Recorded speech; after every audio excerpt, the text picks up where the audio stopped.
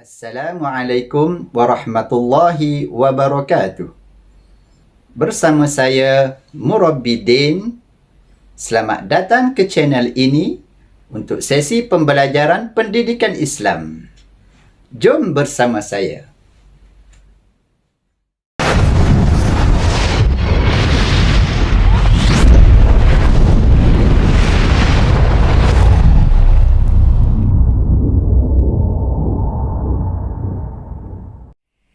Alhamdulillah, insya-Allah murid-murid semua dan para penonton yang dikasihi Allah, kita akan mempelajari satu tajuk pendidikan Islam pada kali ini di bawah bidang akidah, iaitu beriman kepada kitab.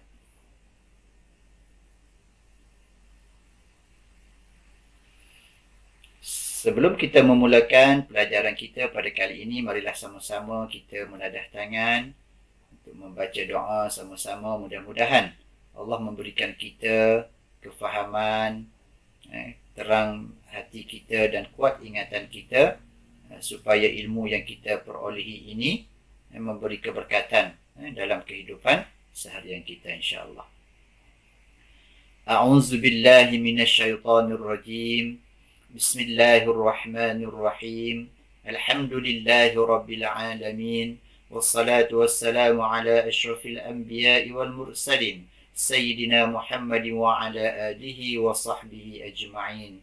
Allahumma aftah alaina hikmataka wa anshur alaina min khazaini rahmatika ya arhamar rahimin. Rabbi zidni ilma warzuqni fahma. Rabbi israh li sadri wa yassir li amri wahlul 'uqdatam min lisani yafqahu qawli. Wa sallallahu ala sayyidina Muhammadin wa ala alihi wa sahbihi wa sallam. Walhamdulillahi rabbil alamin. Okey, sebelum kita memulakan pembelajaran kita pada kali ini, marilah sama-sama kita melihat terlebih dahulu apakah objektif yang hendak dicapai pada pelajaran kali ini. Okey, pada akhir pembelajaran nanti murid-murid akan dapat yang pertamanya menyatakan pengertian kitab dengan tepat. Yang kedua, membaca dalil naqli kewajipan beriman kepada kitab dengan betul. Dan yang ketiga, menyenaraikan nama-nama kitab dengan tepat. Diharapkan semua murid dan para penonton semua dapat menguasai ketiga-tiga objektif pembelajaran pada kali ini, insya-Allah. Okey, yang pertamanya marilah kita lihat apakah pengertian kitab. Kitab Allah Subhanahu wa taala di sepanjang zaman, ya. Kitab Allah Subhanahu wa taala bermaksud kalam Allah yang diwahyukan kepada para nabi dan rasulnya. Kitab ini mengandungi syariat dan petunjuk, memimpin manusia ke jalan yang benar dan diredai Allah Subhanahu wa taala. Baik anak-anak murid sekalian dan para penonton yang dikasihi Allah, maksud kitab di sini, ya, adalah kitab kalamullah yang diwahyukan kepada para nabi dan rasulnya, ya. Kitab itu adalah kitab yang telah diwahyukan kepada nabi dan rasulnya. Maknanya ada kitab khususlah yang telah diwahyukan untuk para nabi dan rasul-rasul pilihannya. Kitab ini pula mengandungi syariat dan petunjuk. Apakah yang dimaksudkan dengan syariat itu?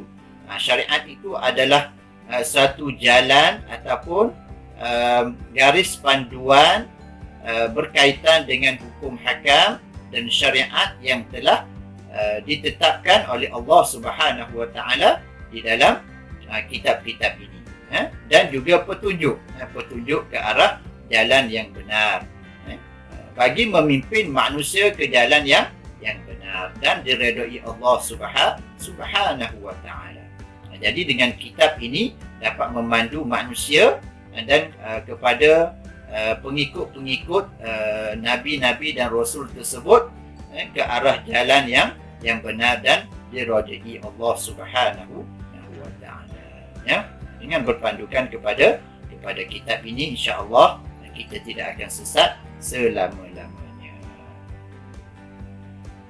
Okay, baik, seterusnya kita lihat pula kepada dalil nakli kewajipan beriman kepada kitab. Dalil nakli ini bermaksud dalil yang dibawa daripada Al-Quran ataupun hadis Nabi sallallahu alaihi wasallam. Para penonton dan murid-murid kena ingat, ya. Kena ingat bahawa bila disebut saja dalil nakli, pastikan bahawa ia mesti daripada Al-Quran ataupun hadis Nabi sallallahu alaihi wasallam. Itulah yang dimaksudkan dengan dalil nakli ini. Okay, kita lihat, dalil nakli kewajipan beriman kepada kitab. Okey, dalil nakli daripada ayat Al-Quran Suratul Nisa ayat 136. A'udzu billahi minasy syaithanir rajim. Ya ayyuhalladzina aminu billahi wa rasulihi والكتاب الذي نزل على رسوله والكتاب الذي أنزل من قبل. Surah An-Nisa ayat 136. Sadaqallahul azim. Kita lihat apakah yang maksudnya. Maksudnya ialah, wahai orang-orang yang beriman. Ya ayyuhallazina amanu. Wahai orang-orang yang beriman. Maknanya ayat ini ditujukan khusus kepada orang-orang Islam sahaja. Tetaplah beriman kepada Allah dan Rasulnya. Menyeru kita supaya teruskan ataupun tetapkan hati dan iktifak kita beriman kepada Allah dan Rasulnya, dan kepada kitab yang Allah turunkan kepada Rasulnya, dan juga kepada kitab yang telah Allah turunkan kepada Rasul-Rasul pilihannya, serta kitab yang Allah turunkan sebelumnya. Mana kitab-kitab yang terdahulu. Nanti kita akan bincangkan apakah kitab-kitab terdahulu sebelum Nabi Muhammad sallallahu alaihi wasallam. Itu yang dimaksudkan dengan ayat tersebut tadi. Menyeru kita supaya beriman kepada Allah, kepada Rasul dan kepada kitab yang diwahyukan ataupun diturunkan kepada Rasul-Rasul yang sebelumnya. Okey, baik. Ini kita lihat kepada nama kitab yang wajib kita ketahui. Ingat murid-murid, para penonton sekalian, kitab-kitab ini wajib diketahui, dihafal nama-nama kitab ini dan kepada Nabi dan Rasul mana diturunkan kitab tersebut. Okay, kita lihat satu persatu. Okey, yang pertama, kitab Zabur. Kitab apa? Kitab Zabur. Diturunkan kepada siapa kitab Zabur ini? Diturunkan kepada Nabi Daud alaihi salam. Ingat, kitab Zabur diturunkan kepada Nabi Daud alaihi salam, sebagai panduan kepada pengikut ataupun umat-umat Nabi Daud alaihi salam. Itu yang pertama. Kitab yang kedua, kitab apa? Kitab Taurat. Kitab Taurat ini diturunkan kepada siapa? Diturunkan kepada Nabi Musa alaihi salam, yang menjadi panduan dan petunjuk kepada Nabi Musa dan para pengikut Nabi Musa alaihi salam. Kitab yang kedua itu kitab Taurat. Okey, yang ketiga, kitab Injil. Kitab Injil ini diturunkan kepada Nabi Isa alaihi salam. Ingat tu, murid-murid sekalian, Injil ini diturunkan kepada Nabi Isa alaihi salam. Dan kitab Injil inilah telah diubah suai segala isi kandungan di dalam kitab Injil ini oleh penganut agama Kristian. Murid-murid, sekarang ni orang Kristian menggunakan kitab Injil ini, tapi dia telah ubah nama, sebab dia telah mengubah suai isi-isi kandungan yang terkandung di dalam kitab Injil itu, yang dipanggil sebagai Bible. Kitab Bible penganut-penganut agama Kristian. Mereka telah ubah suai kitab Injil ini menjadi kitab Bible, termasuk isi-isi kandungan yang terkandung di dalam Injil itu pun mereka telah banyak mengubah suai isi-isi kandungan kitab Injil ini. Kena ingat kitab Injil ini diturunkan kepada Nabi Isa alaihi salam untuk penganut-penganut ataupun pengikut-pengikut Nabi Isa alaihi salam. Okey, dan yang keempat, kitab Al-Quran yang kita guna sekarang ini sehingga tidak akan luput kitab ini sehingga hari kiamat. Allah akan jaga kitab ini daripada diseleweng ataupun diubah suai oleh manusia-manusia yang tidak bertanggungjawab. InsyaAllah Allah akan jaga kitab Al-Quran ini.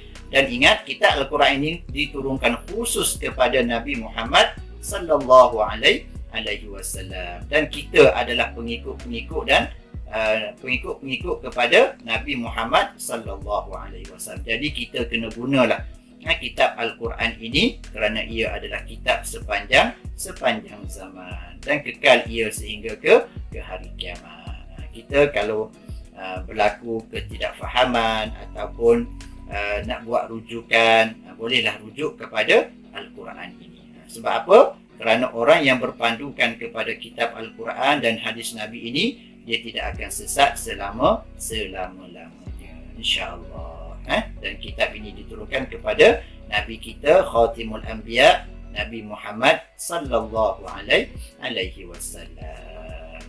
Okay, cukup setakat itu saja pembelajaran kita pada kali ini. InsyaAllah kita akan bersiaran lagi pada siri yang kedua di dalam berkaitan dengan tajuk ini, insyaAllah. Jumpa lagi. Wabillahi taufiq wal hidayah. Wassalamualaikum warahmatullahi wabarakatuh. Bye.